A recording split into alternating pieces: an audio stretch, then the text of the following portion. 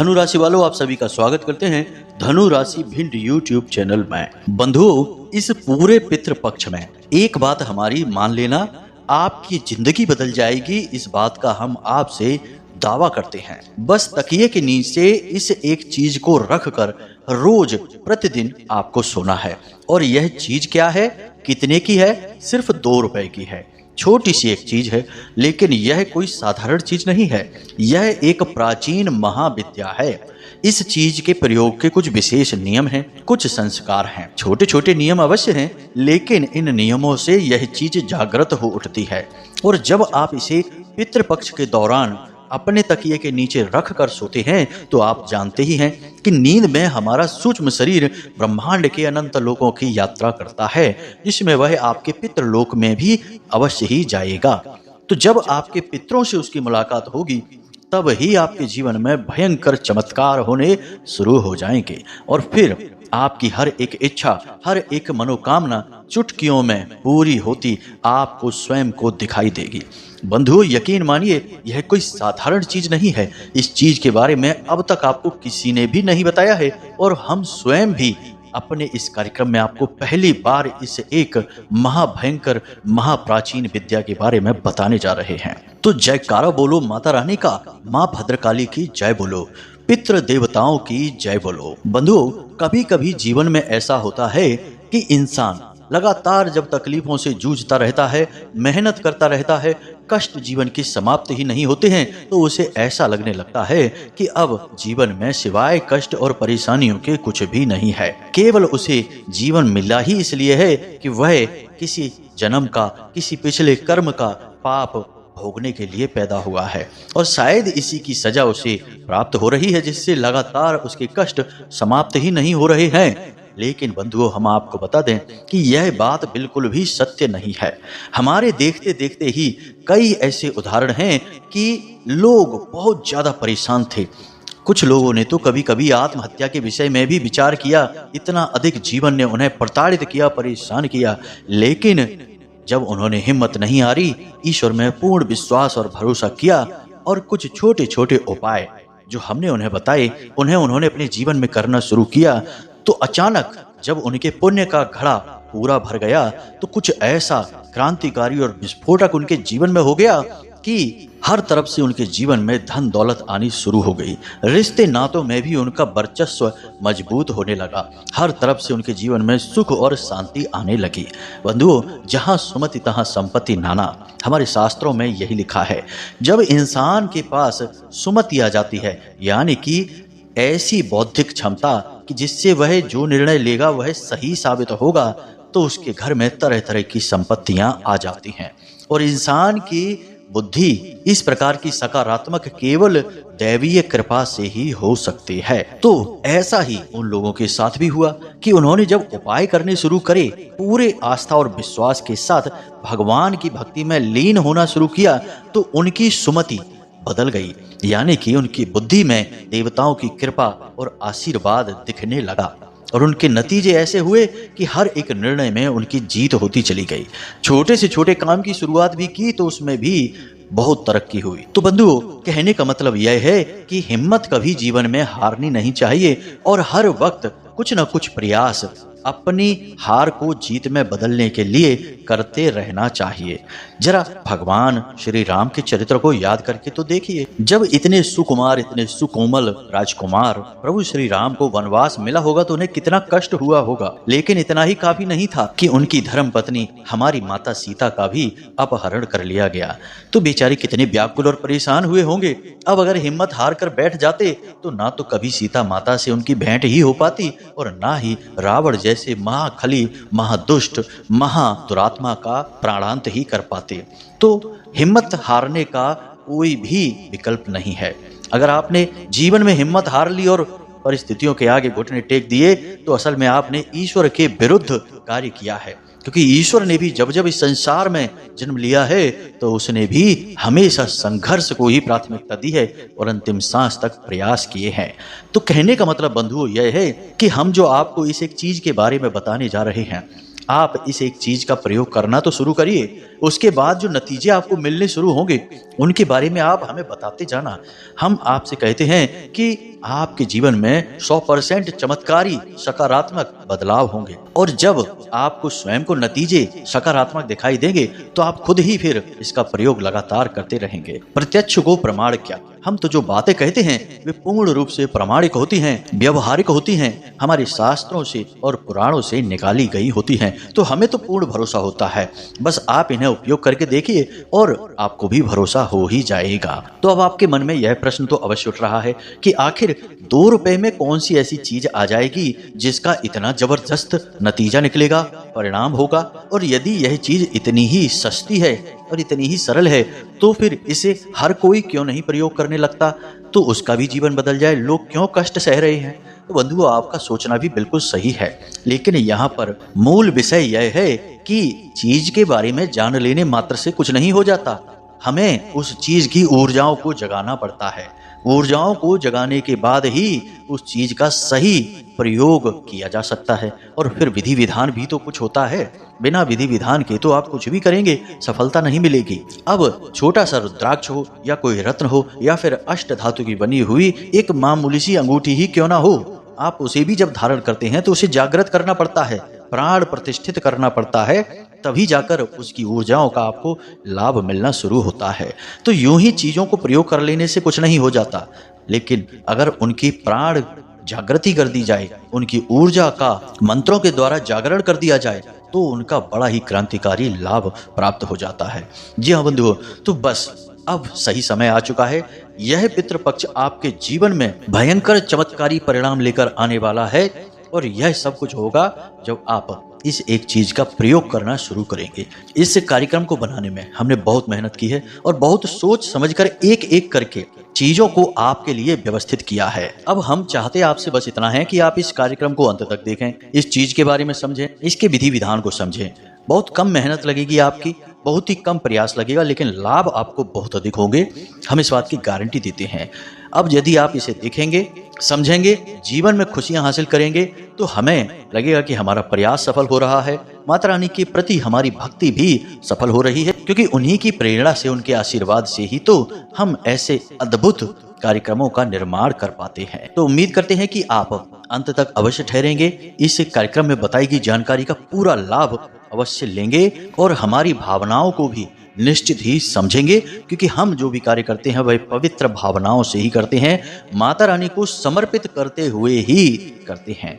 जी हाँ बंधुओं, तो चलिए आज के इस विशेष क्रांतिकारी कार्यक्रम की शुरुआत करते हैं, लेकिन इससे पहले हम चाहते हैं कि माता रानी को धन्यवाद करें, आभार करें, क्योंकि उनकी कृपा और आशीर्वाद के बिना तो इस संसार में कुछ भी संभव नहीं है। स्वयं शिव भी जिनके बिना सबके समान है, ऐसी हमारी परम कृपालु, परम भक्त वत्सल माता श्री भद्रकाली को याद करते हुए कमेंट बॉक्स में पूरे भक्ति भाव से लिखिए, जय माँ भद्रकाली कृपा करो। एक बार नहीं 3 बार लिखना। इसी के साथ साथ जय पितृ देवता कृपा करो, क्योंकि उन्हीं का तो यह समय चल रहा है, उनकी कृपा की भी हमें आवश्यकता है। इसी के साथ साथ बंधु, यदि आप इस चैनल कार्यक्रम पर पहली बार आए हैं तो आप इस चैनल को सब्सक्राइब अवश्य कर लें। बगल में जो सब्सक्राइब का बटन लगा है ना, उसे अभी दबा दें। ऐसा करते ही आप हमारे और माता रानी के इस दिव्य परिवार के सदस्य बन जाएंगे, सीधे धाम से जुड़ जाएंगे। और जैसे ही आप यह कार्य करेंगे, आप तुरंत यानी कल से ही अपने जीवन में सकारात्मक बदलावों की ऊर्जा को महसूस कर पाएंगे, क्योंकि आप माता रानी के परिवार के सदस्य बन चुके हैं। तो चलिए जल्दी से चैनल को सब्सक्राइब करिए, फिर आगे बढ़ते हैं। तो बंधुओं, अब ध्यान से सुनिए, यह जो पितृपक्ष है, इस पितृपक्ष में आपके जो पितृगण हैं, पुरखे पूर्वज हैं, वे स्वयं चलकर आपके पास आ रहे हैं। ऐसा उन्हें भगवान श्री हरि विष्णु ने स्वयं आशीर्वाद दिया है। और पितरों के जो देवता हैं, जिनका नाम आर्यमा है, वे स्वयं ही हर एक पितृ को उनके विशेष कुल और घर में भेजते हैं, ताकि वे अपने वंशजों के जीवन के बारे में देख सकें, उनके जीवन का आकलन कर सकें, और यदि उनके वंशज उन्हें प्रसन्न करने के लिए प्रयास कर रहे हैं तो उन्हें बरकत का आशीर्वाद दें, और यदि नहीं कर रहे हैं तो बेचारे निराश होकर लौट जाते हैं। तो कहने का मतलब यह है कि यह जो 16 दिन का पितृपक्ष है, यह आपके लिए एक सुनहरा अवसर है, जब आप अपने पितृ देवताओं से बहुत कुछ हासिल कर सकते हैं। याद रखना कि श्रीमद् भागवतम में पितरों को प्रथम गण कहा गया है, यानी कि हर एक व्यक्ति के जीवन के सबसे पहले प्रथम पूज्य देवता यदि कोई हैं तो उनके पितृ देवता ही हैं। यानी कि इस सुनहरे अवसर को आपको पूरी तरह से भुनाना है, इसे किसी भी तरीके से आपको मिस नहीं करना है। तो अब यह कार्य आप करेंगे कैसे, सोचने का विषय यह है। वैसे तो आप सामान्य क्रियाएं करेंगे ही। हमने पिछले कार्यक्रम में आपको पंचबली संस्कार के विषय में भी बताया था, उसे भी आप पितृपक्ष में एक बार अवश्य जरूर कर लेना। लेकिन आज के इस कार्यक्रम में हम जो आपको अद्भुत चमत्कारी चीज के बारे में बताने जा रहे हैं, इसे आप प्रतिदिन करें। कोई मेहनत नहीं लगनी है, केवल एक बार प्रयास करना है, उसके बाद प्रतिदिन आपको उसी प्रयास को दोहराते रहना है। तो बंधुओं, अब जरा ध्यान से सुनिए।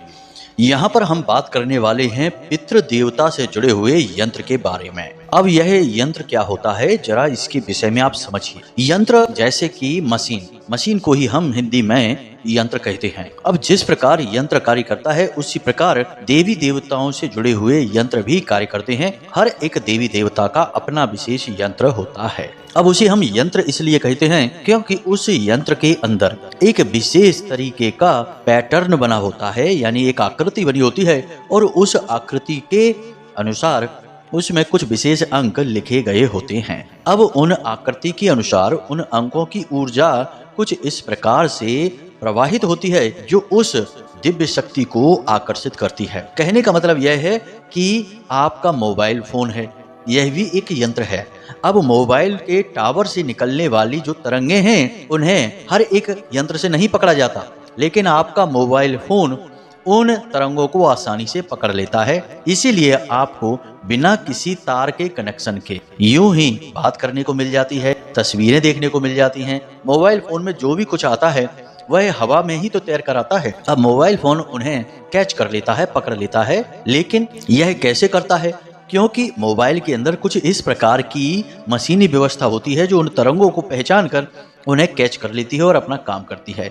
तो ठीक इसी प्रकार जो यंत्र होते हैं, जो हमारे हिंदू धर्म में वैदिक परंपरा के अनुसार बनाए जाते हैं, इन यंत्रों के अंदर भी अंकों की, संख्याओं की कुछ ऐसी व्यवस्था यांत्रिकी बैठाई जाती है जिससे कि देवी देवताओं की ऊर्जा तुरंत खिंची चली आती है। अब हम यह नहीं कहेंगे कि देवी देवता स्वयं खींचे चले आते हैं, क्योंकि देवी देवताओं को खींचकर ला पाना इतना आसान नहीं है। यह तो लगभग असंभव सा कार्य है। सैकड़ों वर्षों का तप करने से भी देवी देवता सिर्फ प्रकट होते हैं, दर्शन देते हैं, खींचकर नहीं आते हैं। खींच कर लाना शब्द अच्छा भी नहीं लगता है किसी देवी देवता के लिए।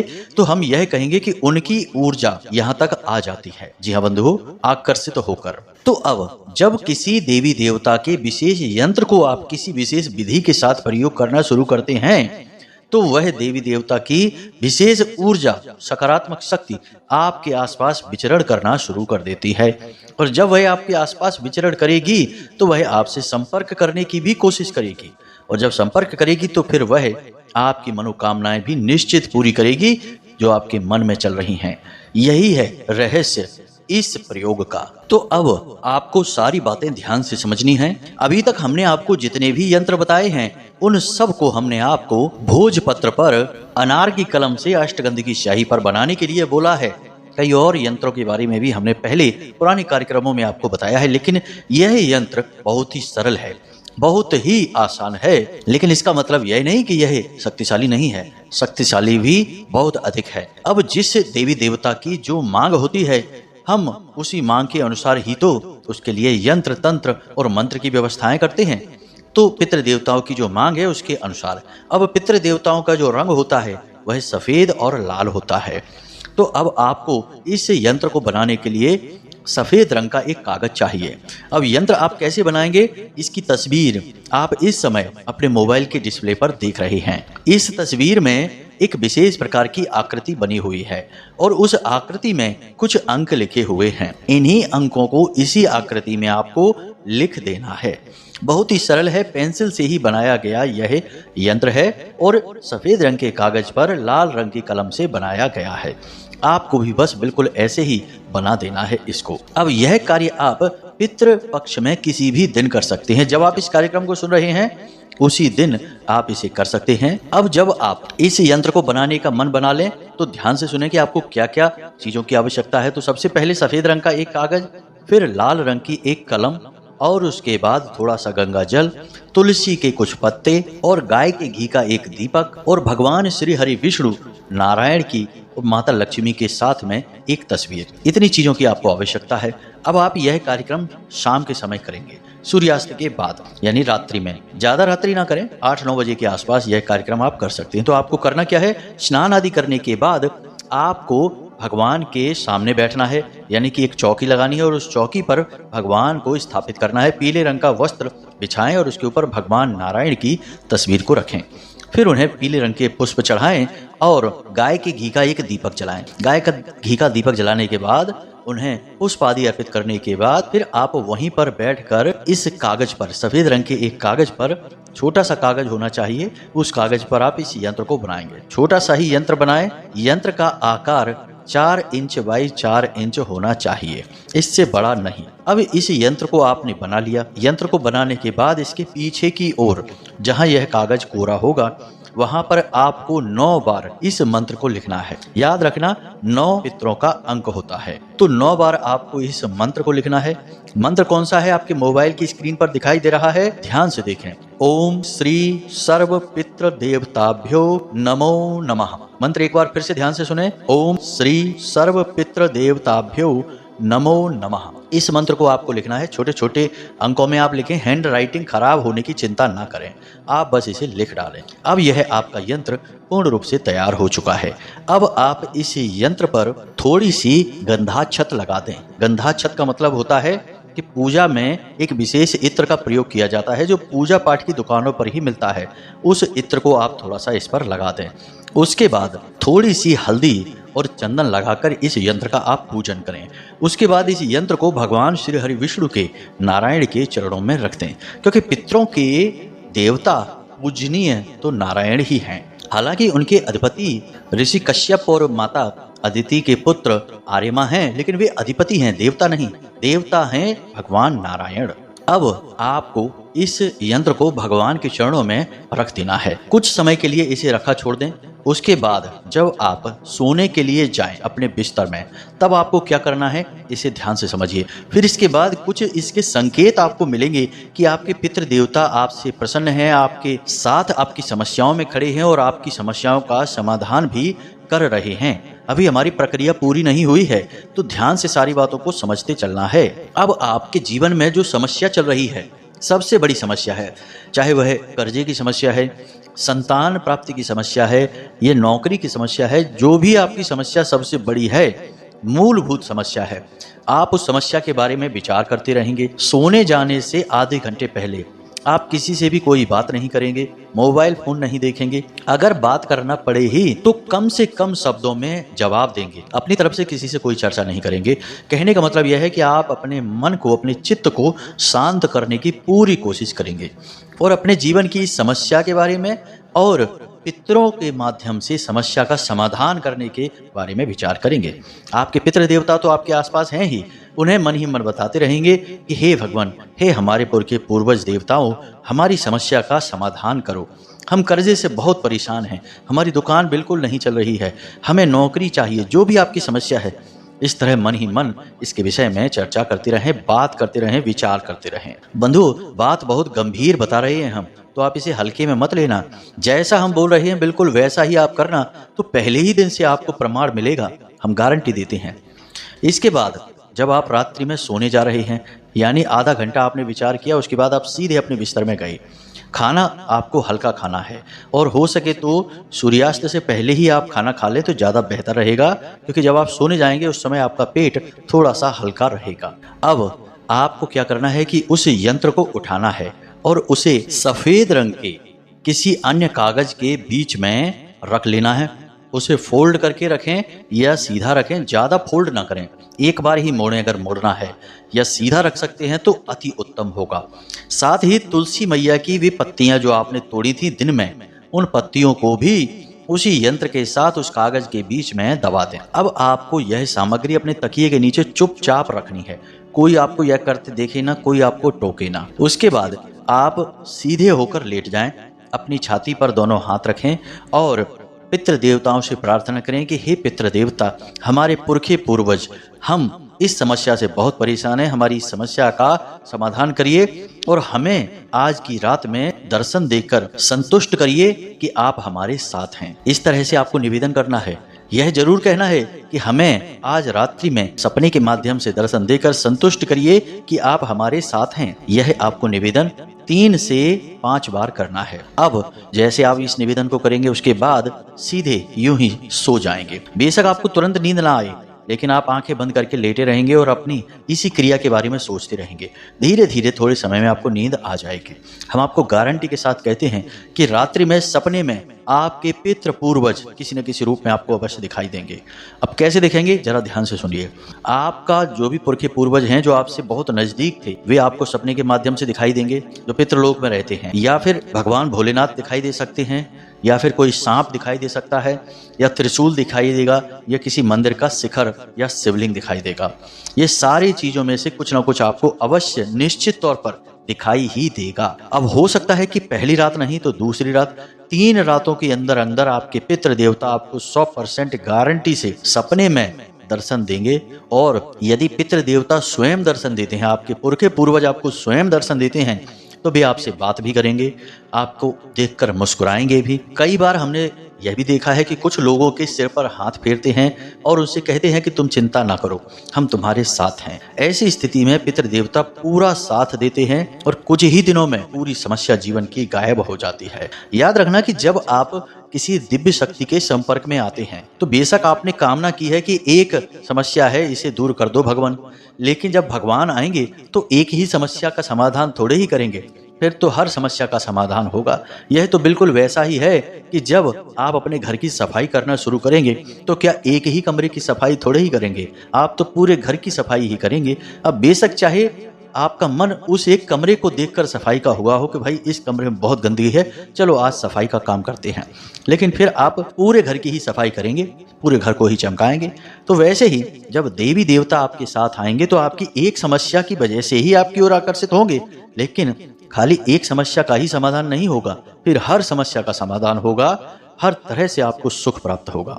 अब आप इस प्रयोग को करिए जरूर। अब अगले दिन आपको क्या करना है, तुलसी के जो 2 पत्ते आपने वहां रखे थे, उन पत्तों को आपको उठाकर तुलसी मैया के ही जो मिट्टी है उसमें दबा देना है अगले दिन। लेकिन यह कार्य आप स्नान करके करेंगे, यानी सुबह सूर्योदय से पहले जागें और उन पत्तों को उठाएं और तुलसी मैया के चरणों में समर्पित कर दें, यानी मिट्टी में दबा दें। उसके बाद तुलसी मैया को धन्यवाद अवश्य दें। एक बात हम यहाँ पर बताना भूल गए कि जब आप तुलसी मैया से पत्ते लेंगे, यानी दिन में 2 पत्ते तोड़ेंगे, उस समय आपको तुलसी मैया के चरणों में सिक्का अवश्य रखना है 1, और उस सिक्के को अगले दिन आप अपने पूजा घर में रख दें। और जब ये सिक्के पूरे पितृपक्ष में जमा हो जाएं तो एक छोटी मोटी रकम बन जाएगी। इस रकम को मंदिर में जाकर दान कर दें, या कन्याओं को छोटा मोटा भोजन करा दें, कुछ उपहार दे दें, चॉकलेट दिलवा दें, छोटी कन्याओं को, 9 साल से कम उम्र की कन्याओं को। अब आपने यहाँ तक जान लिया कि सिक्के का क्या करना है, तुलसी मैया के पत्तों का क्या करना है। अब यही यंत्र बचा। अब इस यंत्र को आपको उठाकर वापस से पूजा घर में भगवान नारायण के चरणों में रख देना है और नारायण से, भगवान से ऐसा निवेदन करना है कि हे भगवान, हमारे इस प्रयोग को कामयाब बनाइए।